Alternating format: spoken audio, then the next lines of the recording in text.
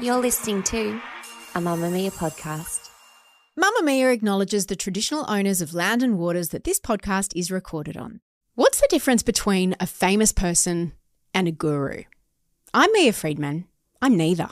And this is No Filter. When Gwyneth Paltrow recently told the world about her diet and health practices, which involved eating a mix of soup, lemon water and nothing, and doing something called rectal ozone therapy, she accidentally went viral and was widely condemned by health experts and eating disorder specialists. What's the weirdest wellness thing that you've done? I have used ozone therapy rectally. I do know this about you. It's pretty weird. It's pretty weird. But this wasn't just another actress accidentally revealing how little she needs to eat to stay thin. This interview wasn't actually about Gwyneth the actress. It was about the other Gwyneth. Gwyneth, the wellness guru. In the past few years, one of the most famous women in the world has made a really big career transition. She's gone from actress to guru. She's built her Goop brand into a company worth hundreds of millions of dollars by selling essentially her lifestyle to her fans and followers.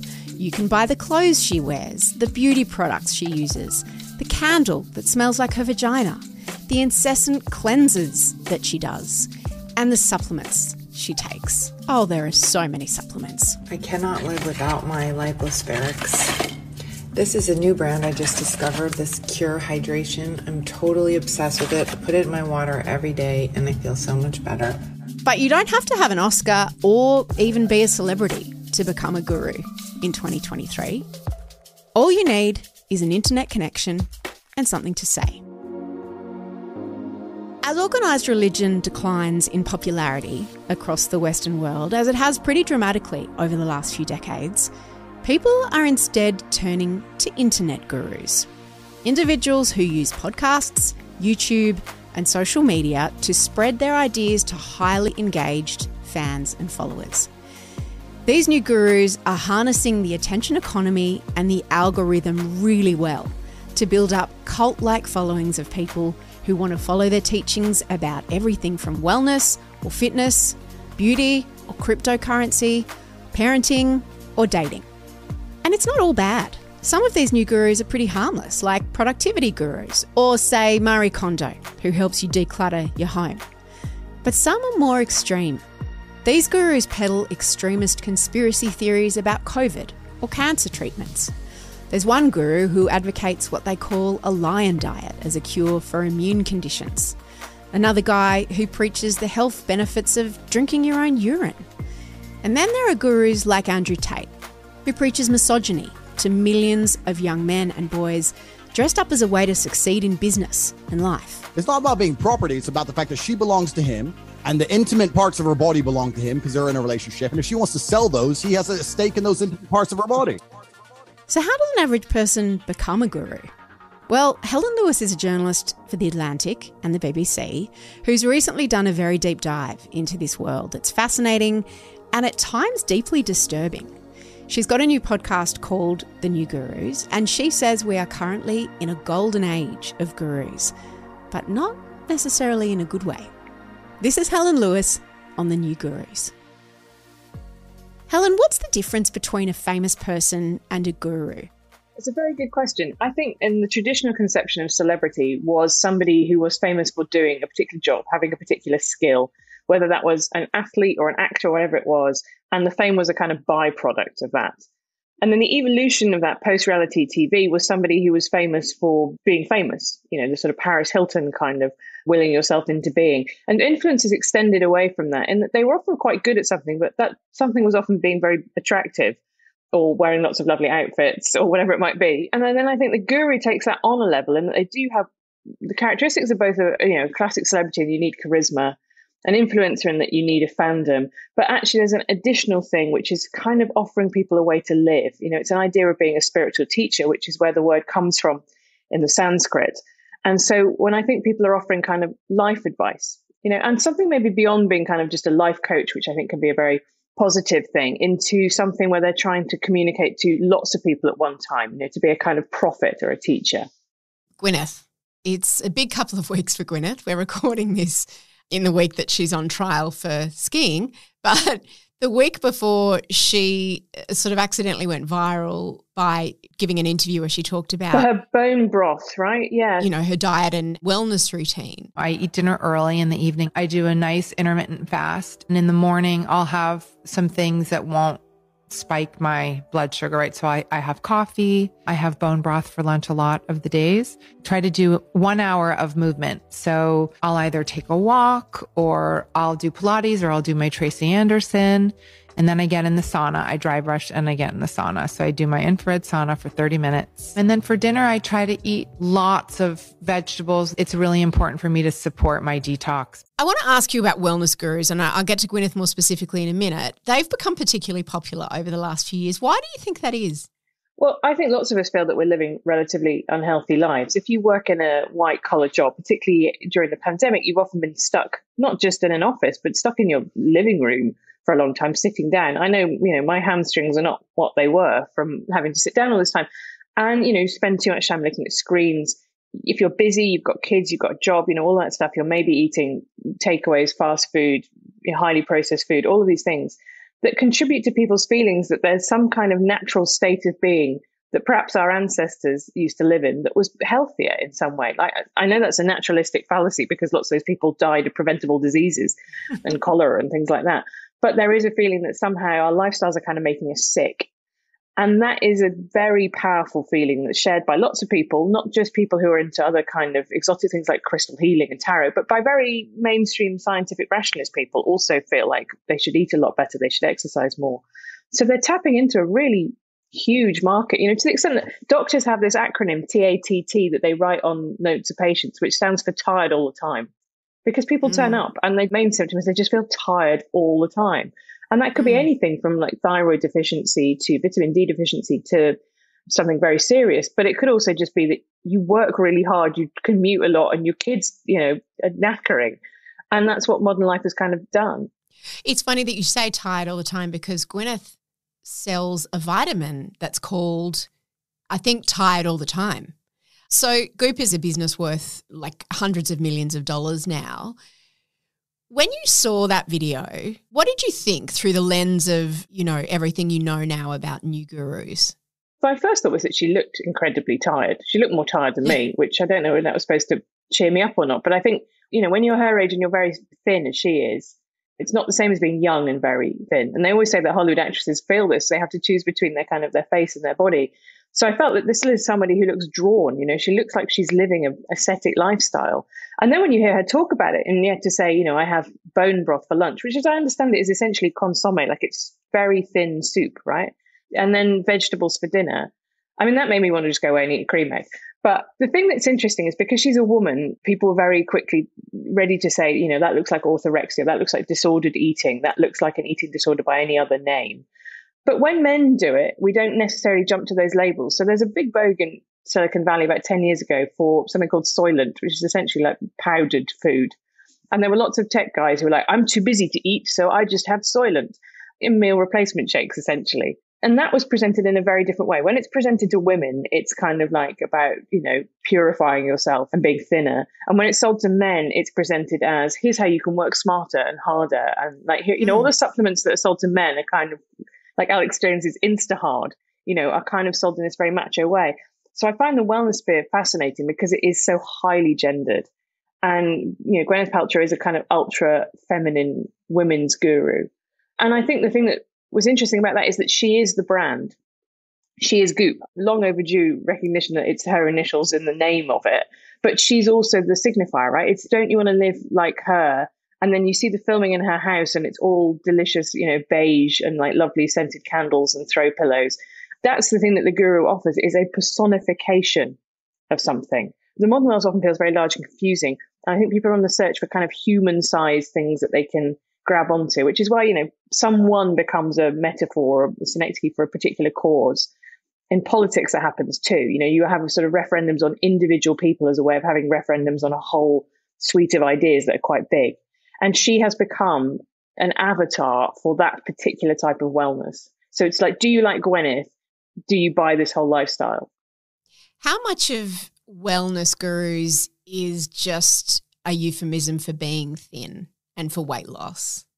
Well, I think a reasonable amount of it, because obesity and overweight is such a huge problem, particularly in America, to some extent in other Western developed countries. You know, the majority of the population is overweight. And so lots of people feel that they would like to be thinner. It's just a pretty universal construct. At the same time that despite the body positivity movement of the last couple of years, you switch on your TV, you look at a film, and it is full of people who fundamentally don't look like you. You know, the representation is now occasionally there. I get a lot of underwear adverts on Instagram featuring people who are my size. And being a child of the 90s, I'm kind of faintly horrified by this. I'm like, why are my thin women selling me underwear? You know, where are people with tiny breasts that don't even need a bra selling me a bra? That's what I'm used to. So some things have got better, but nonetheless, we're still living in this divided culture where thinness is the ideal. And not only that, it's seen as sort of spiritually better. And I think those are the ideals that I grew up with. I don't know about you, but the idea that being thin was about self-control and self-restraint. In fact, people had to let themselves go. They were sort of disgusting in some way. There was too much of them. Why couldn't they control themselves? Those are all the toxic messages that I think I grew up with. And that's why I think there is a kind of quasi-spiritual idea about it, right? Not just the fact that fasting to some extent gives you a high. It's used in lots and lots of religious traditions for that reason. You know, you kind of go through the barrier of hunger and into this kind of euphoric state, but also because it is seen as being detaching yourself from your dirty, disgusting, corporeal, earthly body and being in a sort of spiritual realm. Yeah, it's funny you say that, and about the gendered aspect of wellness, because Tim Ferriss, who is, I guess you would say he's a productivity guru, the author of The 4-Hour Workweek, who then wrote a book called The 4-Hour Body, and he has a podcast.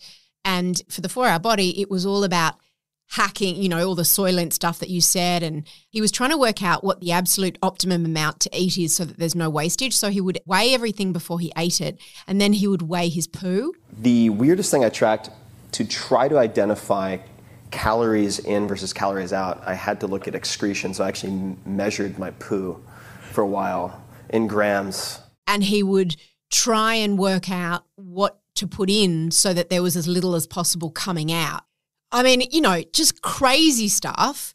But he has, again, a following of millions of people. And when a man does it, it's seen as kind of sensible. Seen as kind of like biohacking, isn't it? It's seen as quantified self. Yeah. And when I heard Gwyneth, what struck me was that she was talking to her, in quote marks, doctor, a guy called Will Cole, who it was his podcast, and he isn't a doctor. She said he's her doctor, but he's not a doctor of medicine. He's a doctor of like being a chiropractor and stuff. It struck me that she spoke so honestly about what she ate with no sense that that would not be received well, because she thought she was speaking within her guru world to like-minded people. And I wanted to ask you if that is a kind of a tenet of being a guru, that things that sound normal to your following only sound radical when they're, you know, taken out of that context. That's a really interesting point, because one of the things I felt, and when I was covering these gurus, having been a journalist now for, you know, getting on for 20 years, is that they are some of the least self-conscious people, or maybe the last unself-conscious people left on the internet. You know, the internet style and newspaper and journalism for the last decade has been characterized by being kind of soaked in irony and self-awareness, you know, that you're sort of posing, you're living your life in this very self-conscious way, you know, you're doing it for the gram. And what you get when you listen to lots of these guru types are people who are just completely themselves in a very weird way. And I think that means that there is a tendency for the mainstream to sneer at them.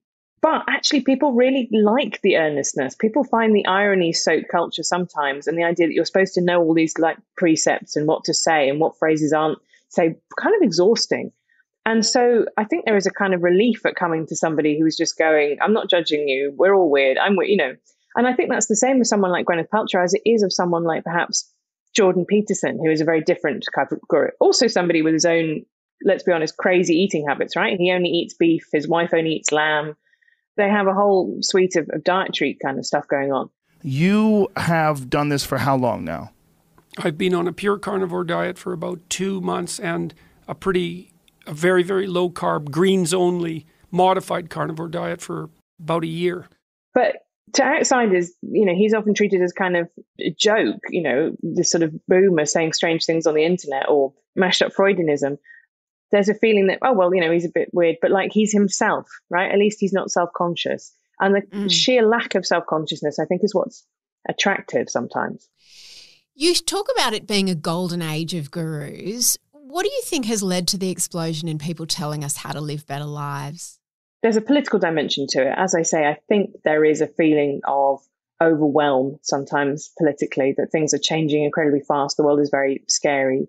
And then I think there is an economic factor, which is that, Gwyneth being a case in point, lots of the internet subsist on supplements, which are essentially unregulated medicine. If you want to sell a medicine, you have to go through all kinds of hoops. But if you want to sell a supplement, as long as it's not actively poisoning people, and you're pretty vague about its claims, you can have very wide latitudes. So it's notable that both Gwyneth Paltrow and Alex Jones, from very different political places, both have a big part of their business that's built on supplements. Yeah, Alex Jones being what would you say? He's the conspiracy theorist host of InfoWars, who's banned from lots of social. Who talks about Sandy Hook being made up. They've got, in one shot, leaves blowing and flowers that are out, and you see the leaves blowing, and they glitch. They're recycling a green screen behind them. And Joe Rogan also sells vitamins. Yeah, and the Liver King sells raw liver meat pills, and then had to release an apology video saying that actually his enormously jacked physique was not down to his supplements, but in fact due to the fact that he'd been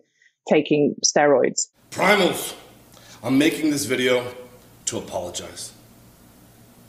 Because I fucked up. Because I'm embarrassed and ashamed. Because I lied.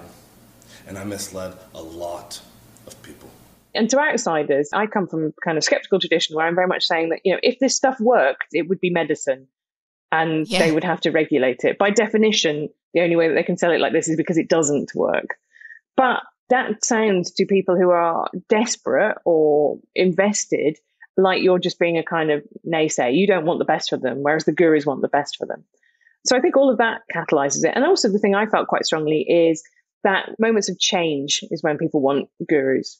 And that can be change politically in the sense of new movements arise, or it can be personal change. So when you first have a baby, you definitely want somebody to tell you it's going to be okay. You're probably not going to drop the baby on the head. Lots of people have done this before. It's probably going to be fine.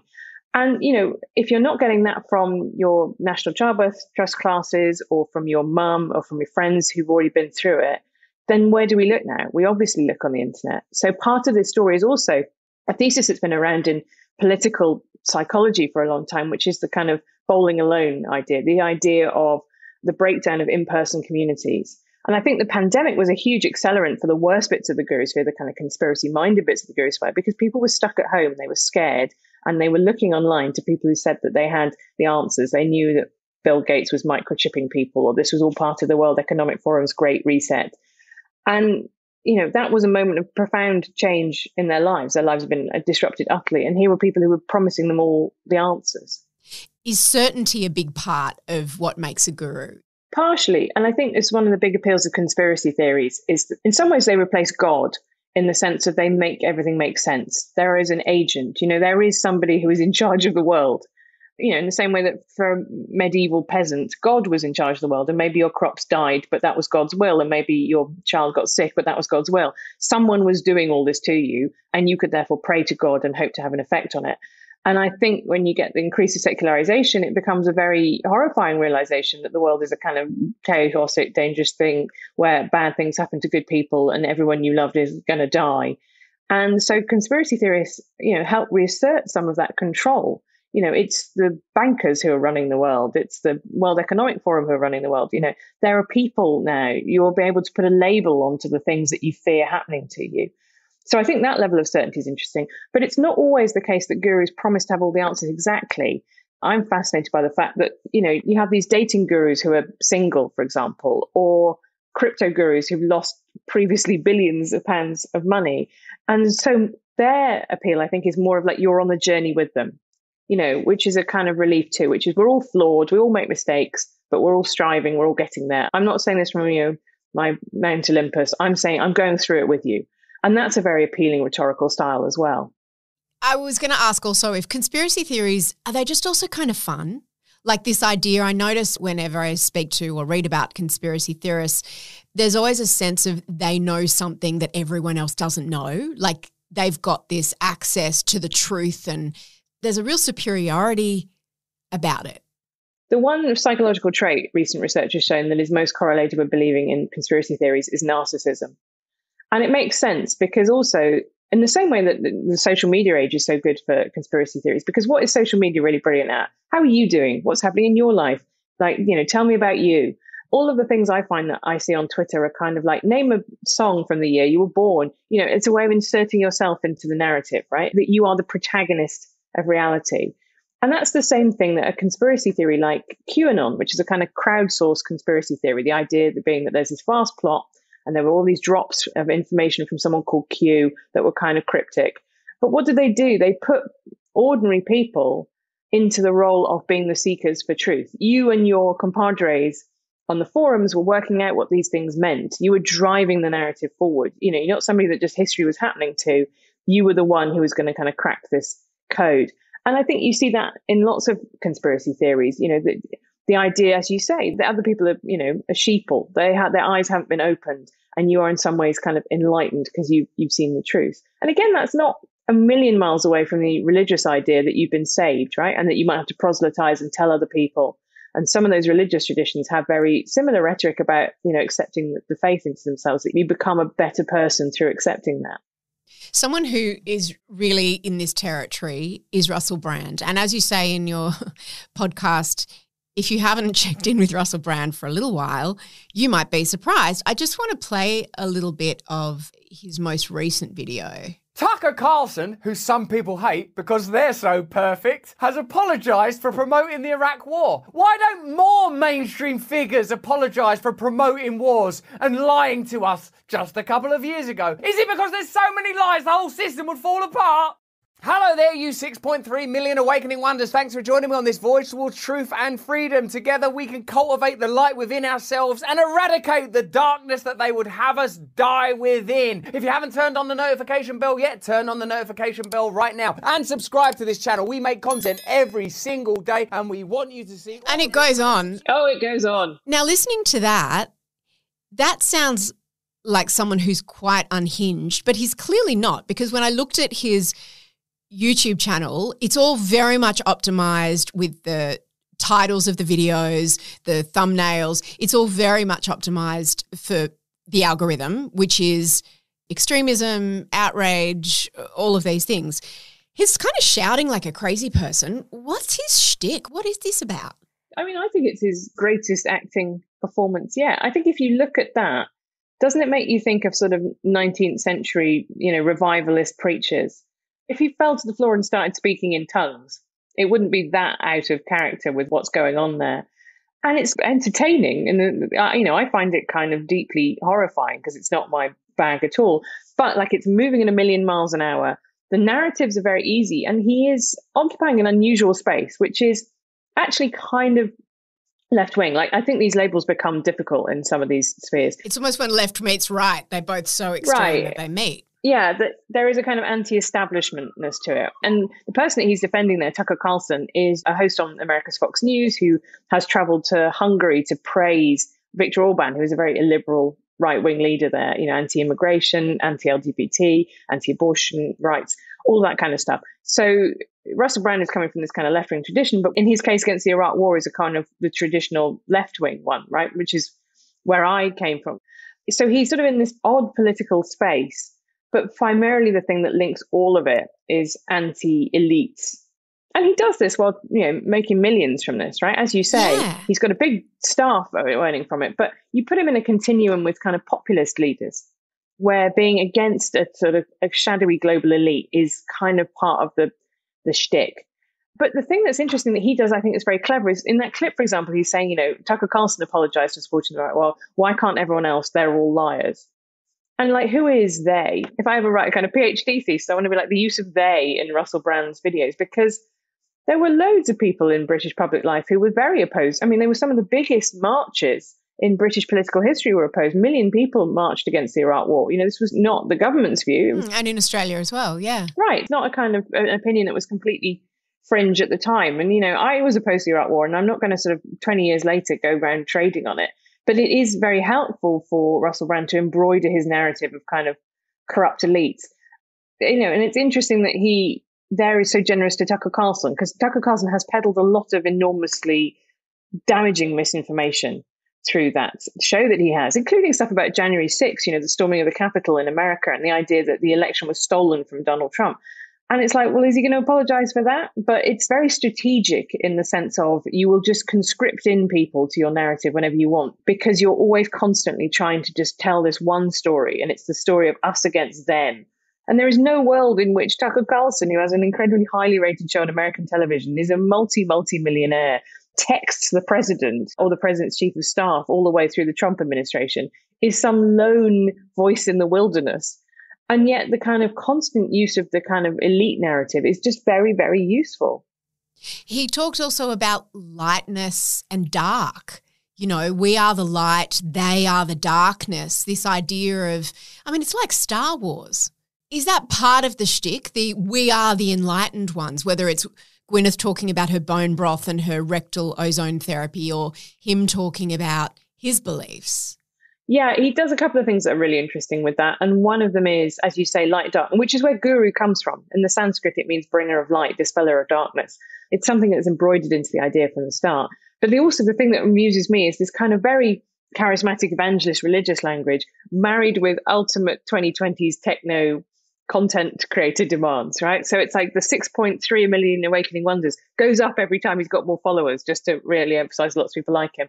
And then he's kind of switches absolutely seamlessly from the light within us is nurtured to click the like button. Yes! Which every time I just find this as much as Jesus would have done. And if you love the feeding of the 5,000, why not subscribe to my YouTube channel? And Gwyneth, in that interview about her wellness, where she's very earnest, it's also spruiking all the vitamins that she sells and all the other products that she sells on Goop, as does the so-called doctor that she talks to, who has ads littered throughout the interview for his products. I guess I wanted to ask you, do you think Russell Brand believes that shit? I think people are very good, and I want to exempt myself from this, at convincing themselves of things that are useful for them. If you take a decision and then you find some post hoc rationalization for it, I think that is a fairly common trait in human psychology. So I wouldn't be at all surprised if he does to some extent. I think you're probably actually where he sees himself as a seeker. He thinks he's asking questions that other people aren't. And he sees that as journalism. This is what's really hard to kind of fight against some of this stuff, because fundamentally you should be asking questions about the World Economic Forum. It's a big multinational body that does have a summit to which, very high-powered people are invited. That's a legitimate thing to do. It's that you should ask, specific questions rather than just going, something going on there, I think. And the perversion of journalism is what kind of annoys me. Some of these people would say that I'm the enemy, and that they would get their fans to agree with this. All I'm trying to sell you is a subscription to The Atlantic, and you can take it or leave it, really. I'm not trying to flog you vitamin pills that have, no clinical evidence behind them. So who is the most honest broker here? But that's the thing that I find very difficult to contest about some of these guys. They're salespeople for themselves and for a particular way of life and for literal merchandise. And that is somehow yet seen as more honest than being a mainstream journalist or academic. And I don't know quite how you deal with that or counter that. Because every single one of them is selling something, right? So Gwyneth is selling her Smell Like My Vagina candles and her vitamins, and Russell Brand what's Russell Brand selling? Subscriptions to his Rumble network. So because he got a COVID strike for misinformation on YouTube, he moved over to an unmoderated platform called Rumble, which is now based in Florida.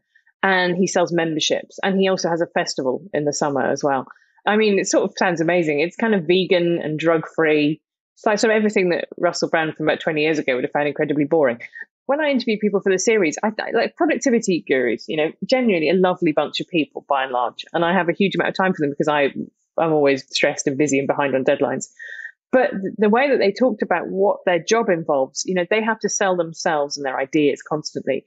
And fundamentally, no one has got that many ideas. But the YouTube algorithm penalizes if you're not posting all the time, not posting regularly. Yeah. So you have to be on this content treadmill, and everything has to be optimized. As you say, you will notice if you go around YouTube now that all the thumbnails have a particular idea, which is usually a sort of screenshot of someone going, gasp, and then a big headline next to it.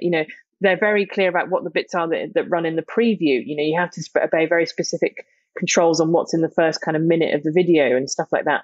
So it's all highly optimized, quite technical work to make this stuff. And you're expected to pump it out, pump, create this content river. And to be clear, Russell Brand doesn't even need to sell a product. I was looking at the view numbers on his videos. That last video that I just showed you, it's been up for 13 hours and it's got something like 800,000 views. That in itself is monetized. If he's got adverts on it, he might not have adverts on it, though. This is the interesting thing, is that because YouTube has tried to kind of crack down on misinformation, some of the biggest creators on there use YouTube essentially as a shop window because they can't monetize their videos there, but they can drive a huge amount of traffic to the place where they do actually make their money. And that's why you will see lots of COVID conspiracies on YouTube, even though you think, well, why? Because this is demonetized at minimum, if not getting you strikes. And it's because it does incredibly well there. And what you do is you send people to wherever it is, you know, your affiliate link shop or your whatever it might be. The algorithm certainly on YouTube is very much optimized to extremism and radicalism. And, you know, you see people like, if they can stay within the bounds of it, Russell Brand succeeding hugely and really gaming that algorithm to drive an enormous following. I don't know if you're familiar with Pete Evans, but speaking of COVID, Pete Evans is an Australian reality TV chef. He used to work in a restaurant. He then went on a show called My Kitchen Rules where he was one of the chef judges, you know, similar to Nigella really. But then he started with diet, became, I think, vegan, became quite extreme in his eating habits.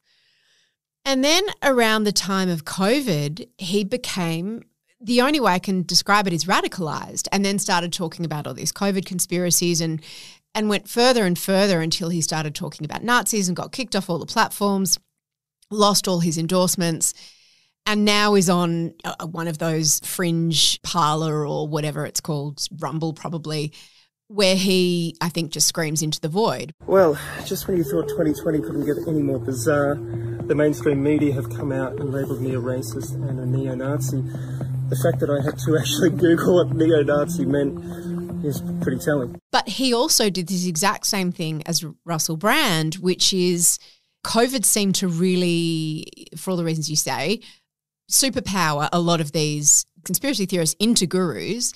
And it was around this idea of asking questions. Why is that so insidious? Because it feels so rageful. And Gwyneth says that as well. Whenever they're criticised, they're like, I'm just asking questions. I'm just asking questions. What's wrong with asking questions? Gwyneth said that this week. What is so insidious about it?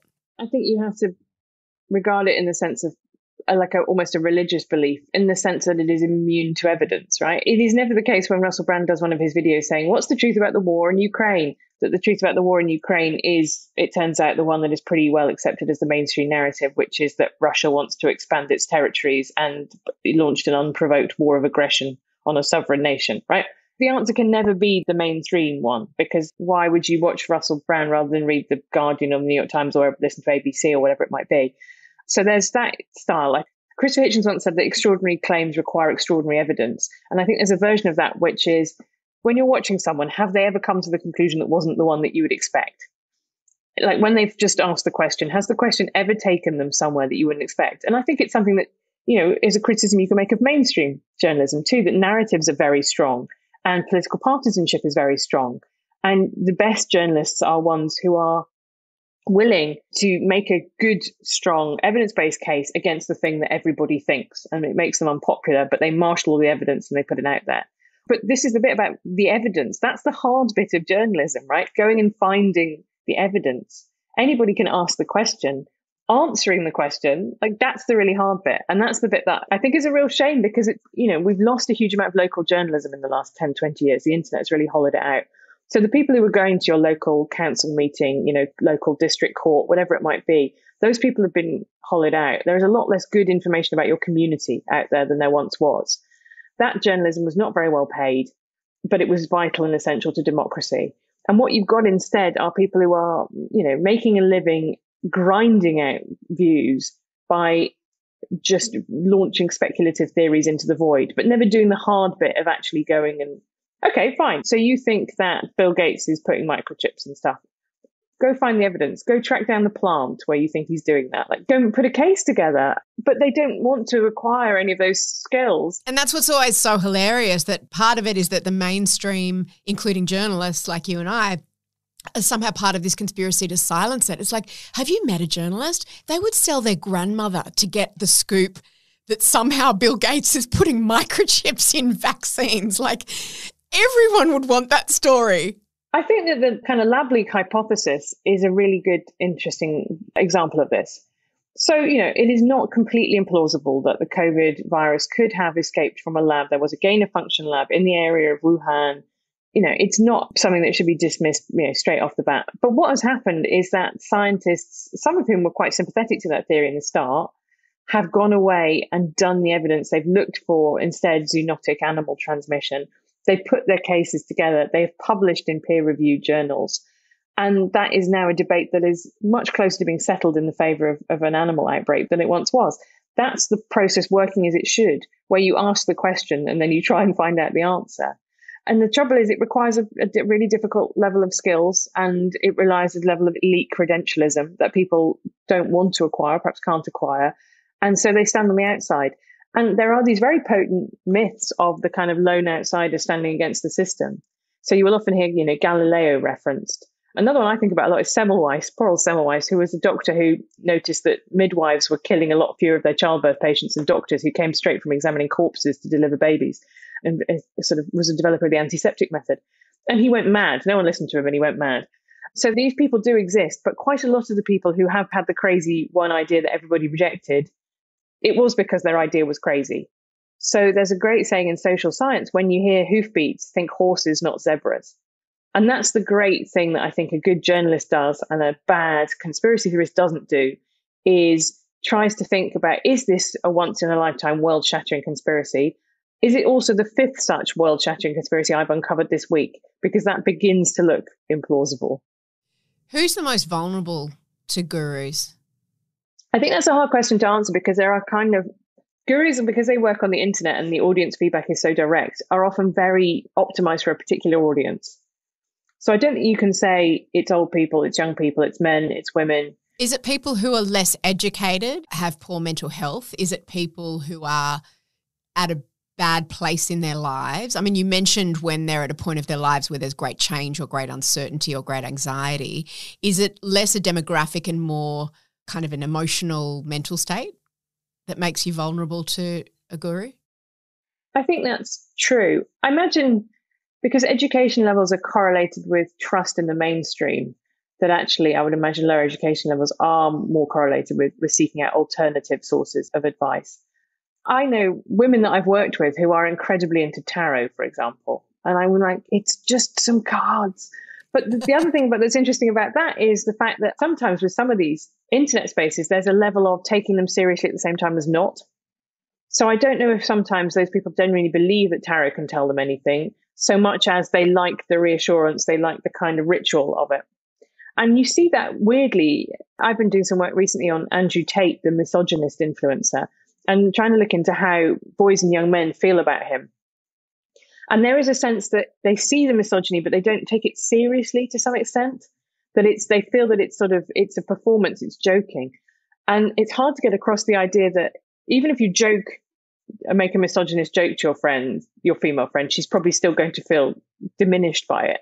Even if you're joking, it can have real world consequences. And that's something that you saw very much in the online kind of alt-right memosphere around the kind of Trump years in America, the sort of sense that we're making Nazi hand signals just to let people know that we're in on the joke, that ho, ho, ho, the normie mainstream would think this is a Nazi hand signal. And that lasted all up until the Christchurch shooter did that okay signal in the dock after having killed several dozen people. And it's like, well, it's not so funny anymore, is it? Because some people just don't get that you're all in this zone of irony. They take it absolutely seriously.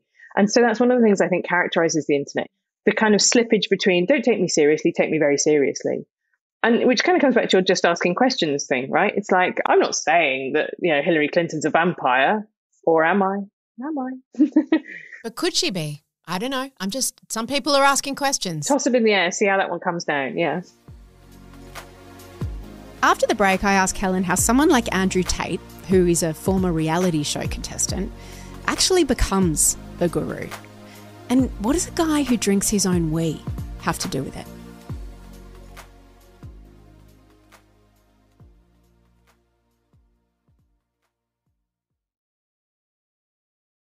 You mentioned Andrew Tate, and I'm glad you did, because I would definitely say he is a guru. He is a guru to young men and boys, distressingly, and he sort of uses misogyny as a tool to promote the idea of business success.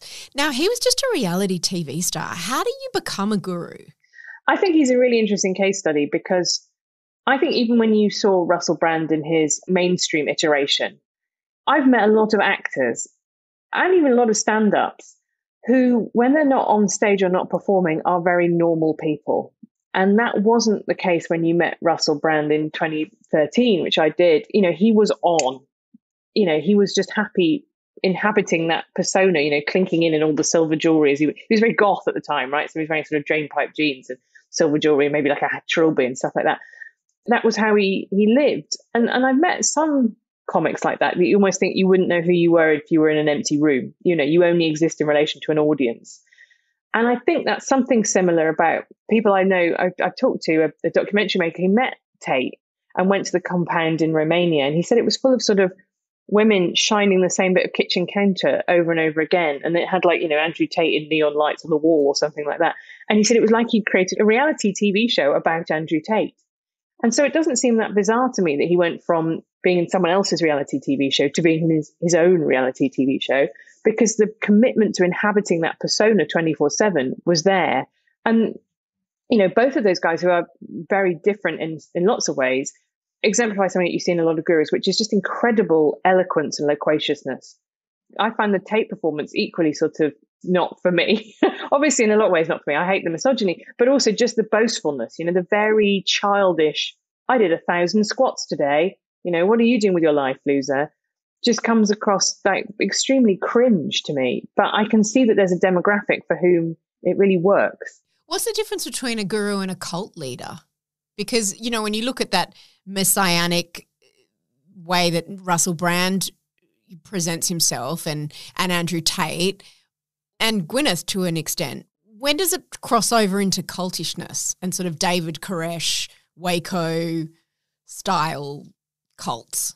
Well, so the sociology has this idea about weak bonds and strong bonds. And there's a very famous essay by Malcolm Gladwell in the New Yorker about whether or not Twitter and social networks would cause real life revolutions. And he called it something like the revolution will not be tweeted. The idea being that, you know, if you're running a revolution against an oppressive state or whatever it might be, you need to feel really connected to the people next to you. And his example was the civil rights protests in the US. You know, if you're going to go on marches, civil rights marches where you might be beaten up, have dogs set on you, you need to trust the people that you're doing this in, that you're alongside. Whereas what social media gives us is this illusion of these enormous grassroots movements like Me Too, for example, and these huge sense that there's this huge outpouring and uprising, but the weak bonds mean that it struggles to convert into actual political action because you're not forming a pressure group, you know? And that's how I feel a bit about Me Too. It was useful in some ways because it really raised the consciousness of people to say, this happened to me, this happened to me. But in terms of actually achieving the kind of changes you'd want to, you know, police taking offences seriously or companies taking sexual harassment at work seriously, it didn't do everything I think we kind of hoped it would. So I think the thing with the way the internet gurus work is they're very good at generating huge numbers of followers with weak bonds. But if you're a cult leader, you actually need 70 people with very strong bonds, really. Like, that's the thing, isn't it? Is anyone going to drink the special Kool-Aid that Russell Brand has brewed for them? Maybe not. Maybe not. Like, this is what I mean. But right. So it has to be in person if you're a cult leader. Every cult that I can think of in its sort of finished form has been not just people, but people living together. You know, it's often on some deserted compound or ranch. Or Jared Leto has something pretty close to a cult, the actor Jared Leto, where he invites people to dress in white and go and visit him on an island. And I think if you're going to do some of the weirder things that cults get up to, then, you know, the group needs to be melded together in a way. Because I find I'm sitting there watching a Russell Brand YouTube video. I have no idea about the other people who are watching. I mean, I know there are other YouTube commenters, but who has ever felt great solidarity with another YouTube commenter?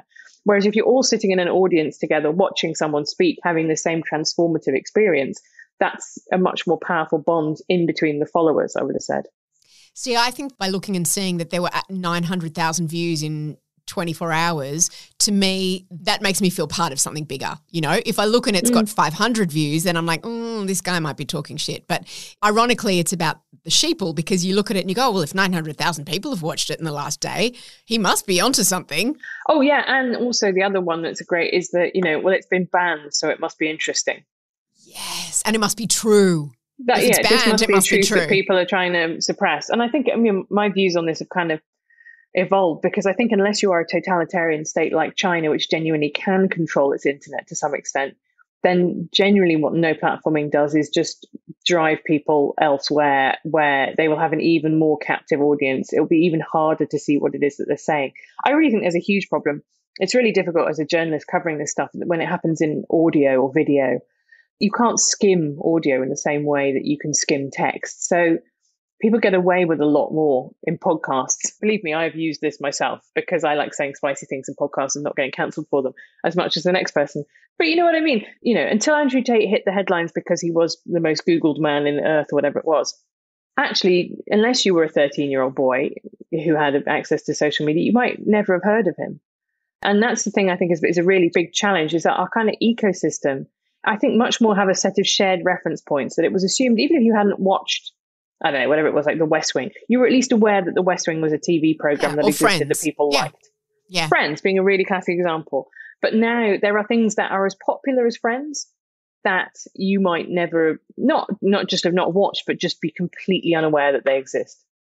I wanted to finish by asking you about two gurus that you spoke about in the series.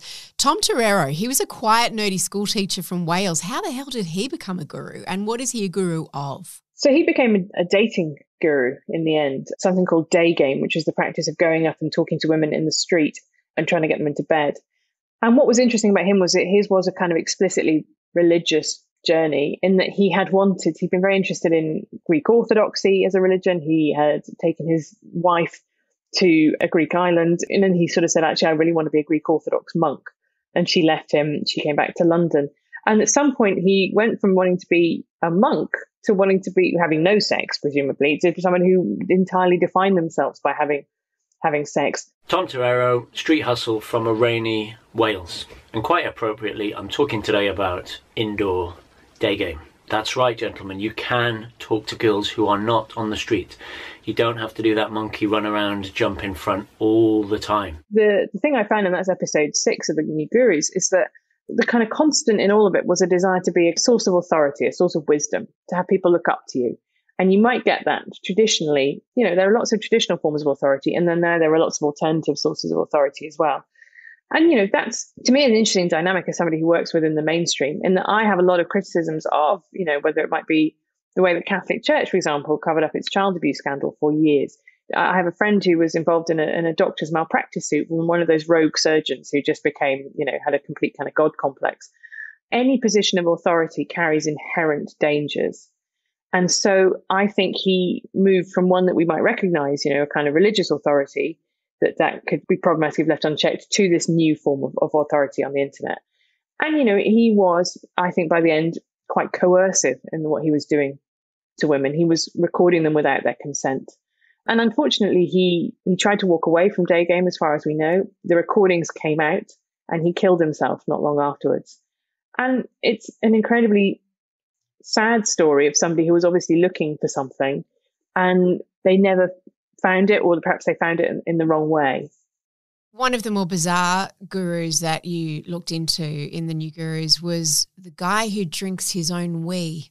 Will Blunderfield. Yes. Tell me his story. Again, another former reality TV contestant. He had wanted to be on Canadian Idol.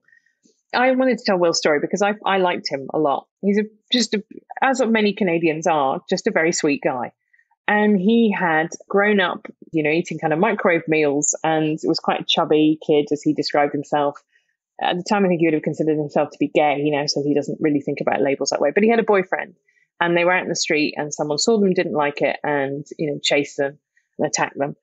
And he went to counselling for it, and they offered him pills. They offered to put a pharmaceutical solution. And he didn't want that. He wanted therapy. He wanted to kind of be at peace with himself in a more kind of spiritual way, I guess. And that took him to alternative wellness practices.